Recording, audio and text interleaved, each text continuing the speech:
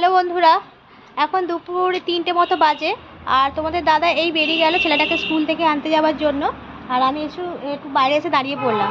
আর আজকের ওয়েদারটা সকাল থেকে আবার যাচ্ছে তাই ওয়েদার, মানে কখনো মেঘলা, এক্ষুনি যেন বৃষ্টি চলে আসবে, আবার দেখো একটু একটু রোদ উঠছে, মানে সূর্য অস্ত যাওয়ার পথে এখন রোদ দেখা দিচ্ছে।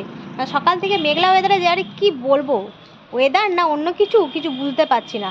আবার কালকে থেকে ঠান্ডা ঠান্ডা, এই কদিন এত গরম পড়ে গেছিলো, এত গরম পড়েছিল, মানে পাখা না চালালে শুতে পারছিলাম না। আবার দেখো এখন এমন ঠান্ডা পড়ে যায়, কালকে দুপুর থেকে মানে কালকে সন্ধ্যে থেকে এমন ঠান্ডা পড়ে গেছে, গায়ে কম্বল না হলে শুতেই পারছি না।